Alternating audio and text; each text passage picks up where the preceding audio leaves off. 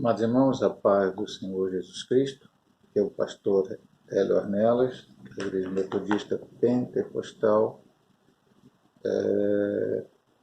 no Morro da Carolina, Jacatiarão, Caxias, Congregação Santa Marta, Jacohoste, Congregação Nova Campinas. Agora eu estarei ministrando a aula de número 2 do quarto trimestre da CPAD, Quem era Jó? E como eu expliquei na primeira aula, eu estou ministrando e essa aula estará sendo colocada no YouTube, por motivo de alguns irmãos não estarem podendo, por motivo da pandemia, de alguma enfermidade, alguma dificuldade, ir à igreja. E para esses irmãos é que está sendo ministrada através de vídeo.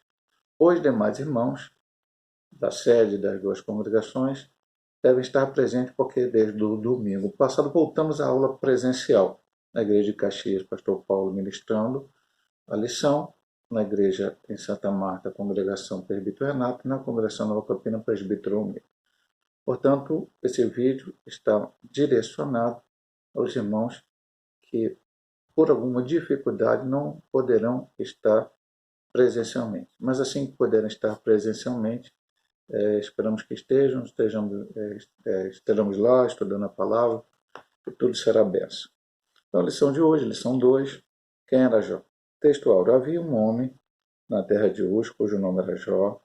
Este era um homem sincero, reto e temente a Deus, e desviava-se do mal. Jó 1, versículo 1.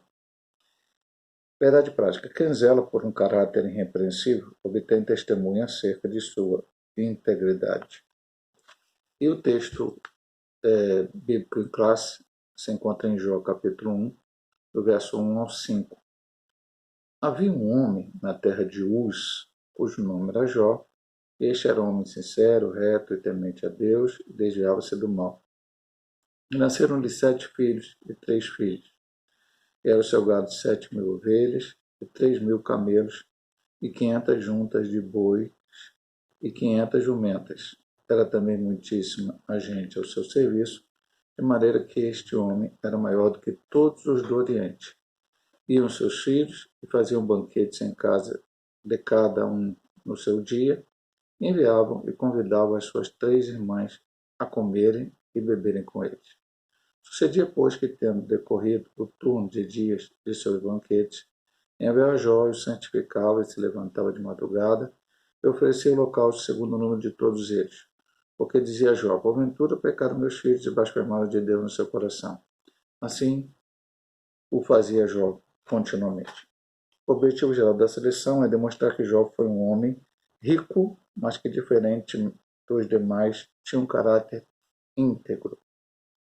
E objetivos específicos, que são por pontos, que tem as divisões, mencionar que Jó procurou viver de forma íntegra e justa, citar a prosperidade de Jó como consequência do favor de Deus e destacar a piedade pessoal de Jó como um modelo para os crentes.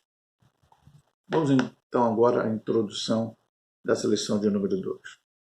O autor sagrado não elabora uma biografia de Jó, mas traça um perfil que diz muito sobre esse gigante da fé. Jó foi um homem diferente, não em natureza, pois ele era igual aos demais de sua época. Todavia foi sem dúvida distinto na espiritualidade. Foi um homem que não apenas possuía bens materiais, uma família sólida, mas mantinha profunda comunhão com Deus. Assim, nesta lição, destacaremos alguns traços da vida espiritual, a vida e a espiritualidade de Jó. Eu achei interessante o que o autor disse aqui. Jó foi um homem diferente, não em natureza, pois era igual ao demais de sua época. Todavia, foi sem dúvida distinto na espiritualidade. O ser humano, todos nós somos pecadores. Todos nós temos a tendência a cometer erros.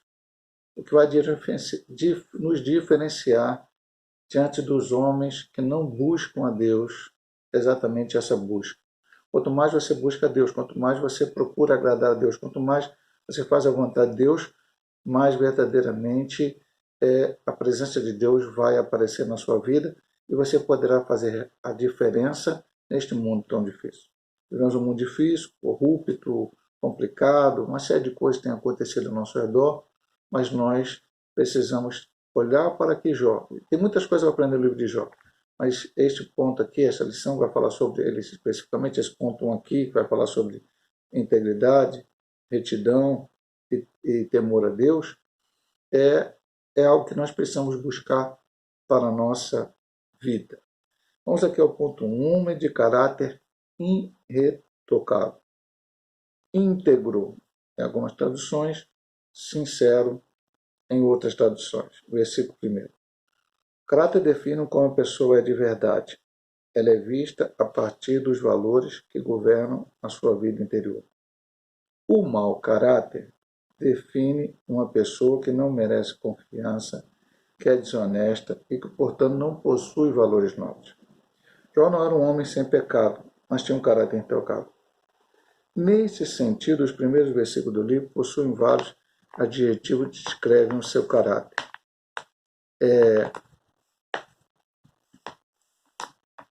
Vamos lá, vou continuar aqui, depois vou falar uma coisa. No primeiro, o autor o apresenta como um homem íntegro. A palavra íntegro, que traduz o hebraico ten, possui o sentido de inocente e sem culpa.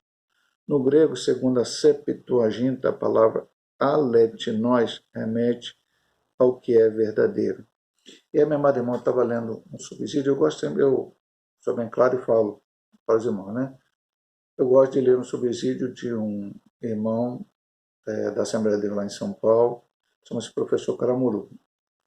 E talvez tire algumas coisas do que ele coloca nesse subsídio para os professores, para ajudar os professores, para também falar com os irmãos. E ele falou uma coisa aqui interessante sobre essa palavra sincero. Eu quero aqui trazer aqui, irmãos. Vou até ler exatamente o que ele disse. Diz o texto, em primeiro lugar, que Jó era um homem sincero, ou seja, um homem autêntico, verdadeiro, aqui pela palavra grega da Septuaginta, né? Aletnós, verdadeiro, sincera, ou seja, que era definitivamente o que aparentava ser. A expressão sincero provém do latim e quer dizer sincera, evocando o vaso que não apresentava qualquer trinco ou rachadura, pois era comum que os olheiros, para esconder falhas nos vasos, colocassem cera para que as rachaduras e defeitos não fossem vistos pelos consumidores. Então o oleiro fazia o vaso de barro na olaria. Às vezes o vaso não saía perfeito, saía com algumas rachaduras, com algumas falhas. Ele passava cera e cobria aquelas falhas. O vaso que não tinha cera, então era um vaso perfeito. E daí surgiu a palavra sincero ou sem cera, ou seja, sem nada para encobrir. E até o professor Caramuru fala que Jó era alguém autêntico. As suas falhas, os seus defeitos apareciam. E é interessante o texto que dizia aqui, na lição, não era um homem sem pecado. Por que, meu amado irmão, não era um homem sem pecado? Porque a Bíblia diz que nós dissemos que não pecamos, não fazemos mentiroso. Todo ser humano pecou e Jó pecava também como todos nós. O que não quer dizer que eu, por saber que eu sou pecador, posso me esconder atrás disso e ficar muitas vezes dizendo, eu não sou assim, eu não sou igual ao Jó, eu não sou igual ao Davi, eu não sou igual ao Moisés, eu não sou igual ao fulano, porque eu sou um pecador. Todos nós somos pecadores. Eu tenho que olhar para esses homens, pegar as características dele boas e trazer para a minha vida. Assim podemos afirmar que Jó era sincero nas intenções, afeições e diligente nos esforços para cumprir seus deveres para com Deus e os homens. Verdadeiramente, né, a palavra do crente é se ensina ou não. Já falei algumas vezes na igreja. Antigamente, e isso antigamente é bastante tempo atrás, né, quando o crente falava alguma coisa, as pessoas acreditavam pelo simples fato de ser cristão. Se é cristão, ele não mente. Era assim que as pessoas pensavam. Eventualmente, algum cristão poderia mentir? Sim. Mas a maioria absoluta, pelo temor de Deus, nós vamos ver aqui na divisão 3, por essa intimidade com Deus, procurava falar apenas a verdade, até com dono seu, como a Bíblia diz. E as pessoas acreditavam. Hoje os cristãos falam, assinam, reconhecem a firma. De Deus, quando eu falo isso na igreja, né? Reconhecem a firma daquilo que falou, ou seja, o que eu falei, dão até crédito no cartório que é verdadeiro. Depois se descobre que aquilo não é verdadeiro. Vide os escândalos que estamos vendo aí no meio político brasileiro, de alguns que, por muito tempo, e ainda continuarão sendo chamados cristãos, estão aí fazendo coisas que apenas atrapalham o evangelho. Então, não, o crente tem que ser sincero. Ele diz aqui, ó, sincero nas intenções, afeições e diligente nos esforços para cumprir seus deveres para com Deus e os homens. Vamos para o segundo ponto que Deus falou sobre Jó. Deus falou isso para Satanás. É reto. Ele também era um homem reto, que no hebraico Iazar tem um sentido de alguém justo, direito. Na Septuaginta, de acordo com o grego Amém Pitós, possui sentido de irrepreensível. Portanto, o homem de Uz porque Jó era da terra de Uz, era justo e reto, direito, e se comportava de maneira irrepreensível. Então ele procurava fazer as coisas corretamente. Como nós falamos anteriormente, no ponto anterior, era pecador e errava. Mas, meu amado irmão, eu tenho que me esforçar, eu tenho que tentar o máximo possível fazer as coisas como a Bíblia manda. E para isso eu preciso, primeiro, ter o conhecimento bíblico, para saber entender a vontade de Deus. Segundo, ter uma vida de comunhão com Deus através da oração, da busca do jejum. Então, eu estou ligado a Deus, entendo a vontade dele e procuro praticar-mas. Paulo chega a dizer, o bem que eu quero fazer não faço, mas o mal estou sempre fazendo. Mas ele procurava fazer o bem. Depois ele diz, sede meus imitadores como eu sou de Cristo. Ele tentava imitar a Cristo. Não sou eu mais que vivo, mas Cristo vive em mim. Ou seja, temos que viver de tal forma que o mundo possa ver Cristo vivendo através de nós. Nós somos aqui cristãos e precisamos viver como tais diante da sociedade que nos cerca. E o terceiro ponto dessa introdução, né, dessa primeiro ponto, o homem de caráter intocável, falamos da integridade, da retidão, e agora vamos ver, temente a Deus e desviava-se do mal. Jó é descrito como alguém temente a Deus e desviava-se do mal. Essas palavras, de acordo com os termos relativos ao hebraico su e are, traduzem a ideia de alguém que prestava reverência a Deus e evitava o mal. Já na Septuaginta, os termos relativos do grego teusebes e apeixo trazem o sentido de alguém devotado ao culto e adoração a Deus e que, por isso, mantinha o mal sempre à distância. As Escrituras mostram que muitos antes de Salomão já praticava o que o homem mais sábio do mundo posteriormente ensinava. Teme ao Senhor e aparta-te do mal. E aí temos que entender, vamos falar as duas coisas separadamente. Primeiro, ser temente a Deus. Alguém pensa que é ter medo de Deus. Já falamos aqui em algumas reflexões que colocamos aí diariamente no YouTube, mas agora estamos fazendo com menos vezes, né?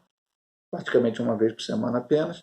Mas já falamos muitas vezes nessas reflexões, e até aqui na escola dominical, nos vídeos anteriores das lições, que não é ter medo de Deus. Eu não tenho que ter medo de Deus. Ter medo é reverência, é respeitar a Deus. E como é que eu respeito a Deus? Sabendo que Ele é Senhor.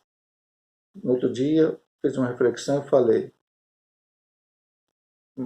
não é importante só ter Jesus como Salvador, mas precisamos ter também Ele como Senhor. O Senhor manda, dá as ordens, controla e o servo obedece. O servo aceita. O servo agradece a Deus por aquilo que Ele está fazendo por ele, aquilo que ele, as suas ordens, o servo sabe que vai ser o melhor para ele. Portanto, precisamos ser de hora temente a Deus. Ele reverenciava a Deus. Vemos que durante a lição não vamos ver, ele fazia lá o seu sacrifício pelos seus filhos, ele estava sempre buscando o Senhor, e até mesmo depois que ele perdeu tudo, ele continuou com o mesmo posicionamento. E o segundo ponto é desviar-se do mal. Pastor, como é que vai se desviar do mal? Apartar do mal, como diz aqui o último versículo, Provérbios 3,7, Salomão falou. Eu vou sair neste mundo, vou me afastar de todas as pessoas que não defendem a mesma fé que eu tenho. Vou me afastar de qualquer pessoa que eu acho que é pecador. E eu vou ficar isolado. Para poder aí sim santificar minha vida e me desviar do mal. Não, meu amado irmão. O Senhor Jesus, na oração sacerdotal dele, João capítulo 17, disse o seguinte: ele orou a Deus em favor de seus discípulos, e seus discípulos somos nós. Seus discípulos não é só aqueles 12, ou aqueles que ficaram ali, que receberam o batismo com a Espírito Santo. São todos em todas as épocas. Não os peço que os tire do mundo, mas que os livre do mal. Não podemos sair do mundo. Então, às vezes eu vou dizer algumas coisas que eu digo na igreja, só repetindo para os irmãos. Ser cristão dentro da igreja, nos cultos, nas reuniões, escola dominical, oração, culto, é relativamente fácil, porque ali a maioria absoluta, e às vezes todos que ali estão, são remidos, lavados no sangue do Cordeiro, são servos de Deus, que se reuniram para louvar a Deus. Às vezes ali há um ou outro não crente, mas que exatamente nesse ambiente de igreja vai respeitar e vai ficar de uma maneira reverente a Deus. Agora, ser crente, que nós precisamos ser, que nós somos templo do Espírito Santo, cá fora, na minha família tem várias pessoas não crentes. E essas pessoas não crentes, né, eu estou falando hipoteticamente, não estou falando da minha família, estou falando alguém que tem essa família assim. Na família tem um monte de gente não crente. Esses não crentes vão querer que você faça isso, querer que faça aquilo, chamar você para isso, chamar você para aquilo, chamar, enfim. E aí você tem que se portar como cristão. No seu local de trabalho, no seu local de estudo, no meio da sua vizinhança, seus amigos. Talvez a pessoa era do mundo, fazia um monte de coisa errada e agora se converteu. Precisa se afastar daqueles amigos, nunca mais falar com ele? Não. Você precisa mostrar para eles que você foi remido, lavado no sangue do Cordeiro. Já contei aqui várias vezes, um professor meu de seminário contava para nós que ele foi um homem do mundo muito errado, fazia muitas coisas erradas. Um dia, já convertido, recém-convertido, seus amigos não acreditaram, de trabalho, trabalhava na repartição pública, se não me engano, não acreditaram que ele era realmente já um homem transformado. E aí pagaram uma prostituta para entrar dentro da sala, ele não viu, ele estava lá trabalhando, quando ele olhou para o lado, estava lá uma mulher nua, paga pelos seus amigos. E ele falou para ela: minha senhora, coloque a sua roupa e pode se retirar, porque agora eu sou um remido lavado no sangue do Cordeiro. Então ele provou para eles que ele era realmente transformado. Mas se você não estiver ligado, não for temente, não tentar se apartar do mal. Outra coisa que eu sempre digo para a igreja: se você sabe, você está no lugar e sabe, se você for pela direita, você vai passar por situações que, se você olhar, você pode pecar. Mas para a direita é o caminho mais rápido. Então por que não ir para a esquerda? Para a esquerda eu vou dar uma volta maior para chegar onde eu quero, mas ali na esquerda não há aquela situação que eu sei, que já me avisaram. Pode ser que na esquerda tenha problemas também, mas na direita eu sei que ali está acontecendo alguma coisa que pode fazer eu pecar. Aí o que o crente pensa? Não, eu vou pela direita porque eu sou remido, lavado no sangue do Cordeiro, eu vou passar por lá. Vai, a primeira vez não vê, a segunda, a terceira, a quarta, vai chegar uma hora que vai dar uma olhada e daqui a pouco pode estar até participando. Então, o que eu posso me apartar do mal, eu tenho que fugir dele. Jó fazia isso. Chega num dos pontos lá, talvez a gente toque lá na frente, ele chega a dizer que ele nunca tinha olhado por uma virgem, né? Não tinha se colocado, porque ele era casado. Então, sendo casado, sendo um marido fiel à sua esposa, ele não ficava olhando para as outras jovens, outras mulheres. Ele cita isso lá na frente num texto. Mas o problema não é só pecado sexual, ou pecado nesse sentido. Pode ser problema de dinheiro, pode ser problema de bebida, pode ser problema de vício, pode ser problema de qualquer coisa, onde você tem que se apartar disso, para que você possa ser vitorioso em Cristo Jesus. Agora vamos para o segundo ponto. Um homem sábio e próspero. Primeira coisa desse ponto é que ele era um conselheiro sábio. Há pessoas ricas que nem são sábias, nem tampouco prósperas. Possuem conhecimento, mas não entendimento. Riquezas, mas não prosperidade. Jó distingue-se nesse aspecto. Ele foi um homem sábio, rico e próspero. A Bíblia afirma que Jó era maior do que todos do Oriente. Maior aqui não pode ser entendido apenas como referência a bens materiais, mas também a sua sabedoria. Estudiosos destacam que Jó era mais importante em sabedoria, riqueza e piedade do que qualquer outra pessoa naquela região e ressaltam o reconhecimento e sabedoria de Jó, conforme se destacava a sabedoria dos orientais expressa em provérbios, canções e histórias. Isso fazia dele um homem proeminente, a quem as pessoas recorriam com frequência em busca de conselho e orientação. Eu vou ler aqui para você Jó 29, 21 e 22. Diz assim: ouvindo-me, esperavam e em silêncio atendiam o meu conselho. Acabada a minha palavra, não replicavam e minhas razões destilavam sobre ele. Então, aqui é importante. Um conselheiro sábio é necessário ter, em primeiro lugar, sabedoria. Depois Deus pode te dar riqueza. Eu vou dizer alguma coisa, meu irmão, um pouco baseado nisso aqui, alguma situação. Primeiro, o que eu tenho que pedir sempre ser sabedoria em todos os áreas da minha vida? Sabedoria vem de Deus, como Salomão pediu. Depois ele errou no final da vida dele, mas não vamos discutir isso aqui agora. Salomão era jovem, ia reinar, e Deus falou: o que tu quer? Eu quero sabedoria para guiar esse povo. O Senhor deu a ele outras coisas mais além de sabedoria. E durante muito tempo ele foi bem nessa sabedoria. O único erro dele foi ter, o único entre aspas, né? Mas o maior erro dele foi ter infringido a lei de Moisés, casando com mulheres de outras nações, onde era proibido isso, e ele acabou no final da sua vida fazendo coisa errada. A gente tem sempre cuidado porque a gente pode dar uma brecha. Mas vamos falar de sabedoria. Lá em Tiago fala, acho que é Tiago, se não me engano, se alguém não tem sabedoria, peça a Deus que dá. Então, eu preciso de sabedoria para tudo. Veja bem, não é conhecimento, é sabedoria.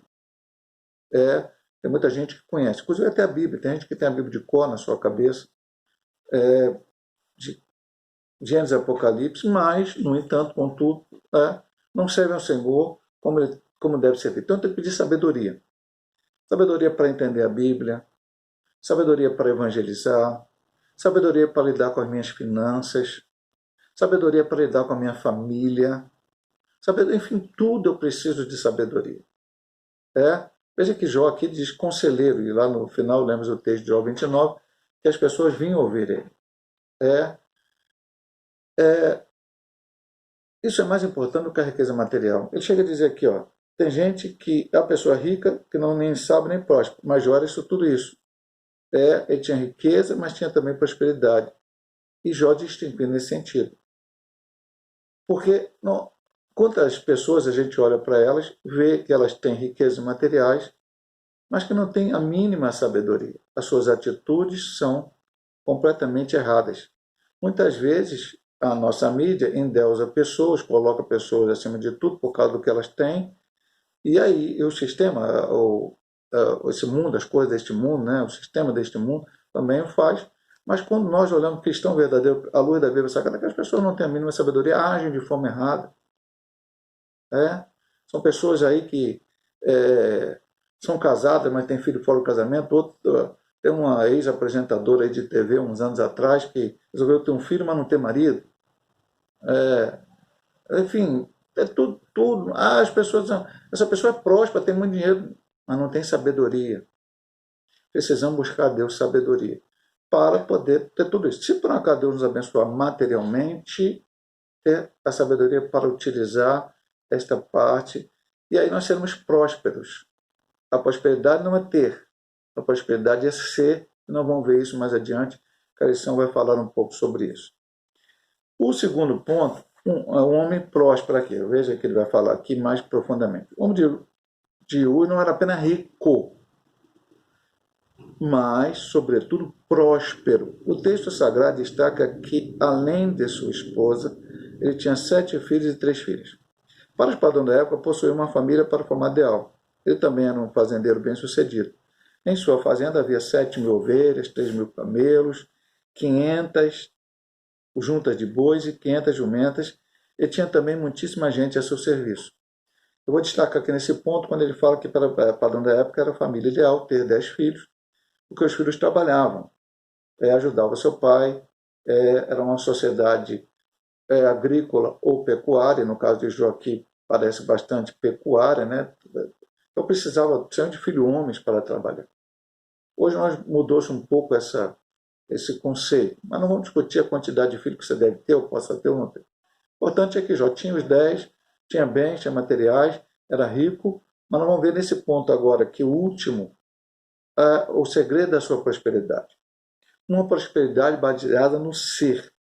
Jó, portanto, possuía um grande patrimônio e uma bela família. Sua prosperidade se refletia na relação harmoniosa entre ele, sua família, seus negócios e, sobretudo, Deus. Não era uma prosperidade estabelecida somente no ter, mas especialmente no ser. Pastor, como é que eu posso ter certeza absoluta disso? Ele perdeu tudo num dia, inclusive até a própria família, os bens materiais. Ele continuou sendo fiel a Deus. A prosperidade, meu amado, é manter um relacionamento. Ele botou Deus em um lugar na lista, mas ele botou sobretudo com Deus. Um bom relacionamento com Deus, de oração, de jejum, de leitura da palavra, de ter vontade de estar na casa do Senhor, de ter vontade de louvar a Deus, ter comunhão com Ele, vai fazer que você tenha um bom relacionamento também com a sua família, com o seu vizinho. Mas o vizinho não é crente, me perturba, faz um monte de coisa errada, mas você é um remido, salvo e lavado no sangue do Cordeiro. Então você tem que fazer a diferença neste mundo difícil. Os seus negócios. O que estava em primeiro lugar para Jó? Seus negócios? Não, ele perdeu tudo e continuou servindo a Deus. Temos que ter cuidado, meu amado irmão. Pastor, é pecado ser rico ou estudar, tentar melhorar de vida, ou trabalhar? Não, meu amado irmão, de forma alguma. De forma alguma. A gente só não pode colocar em primeiro lugar essas coisas. Em primeiro lugar, está servindo a Deus. Ter um bom relacionamento com Deus. Deus vai abrindo as portas, vai abençoando, e você vai galgando aquilo que Ele permitia, aquilo que Ele abrir a porta para você. E você vai louvando, glorificando, exaltando a Ele, sendo fiel, pedindo sabedoria sempre a Ele para lidar com tudo isso. Em primeiro lugar, está o Senhor. Buscai primeiro o reino de Deus, e as demais coisas vos serão acrescentadas. É a palavra de Deus, não sou eu que estou dizendo. É a palavra de Deus que diz. E aí você busca Deus. Pastor, então não vou trabalhar buscando. Não, você vai trabalhar. Não, vamos fazer tudo que temos que fazer. Trabalhar, estudar, casar, ter família. Mas tudo isso na direção de Deus, com a bênção de Deus, com a busca pela Deus. Assim nós aprendemos na vida de Jó. Ele tinha uma família abençoada, mas tinha comunhão com Deus. Ele tinha negócios prósperos, mas ele tinha comunhão com Deus, e essa era a parte principal. Quando ele perdeu parte daquilo que ele tinha, ele continuou servindo a Deus, continuou louvando e glorificando o nome do Senhor. Os amados irmãos, não tenho limitação para gravar o vídeo, então nós vamos terminar aqui, depois vamos continuar com a segunda parte desta lição de número 2 do quarto trimestre da CPAD.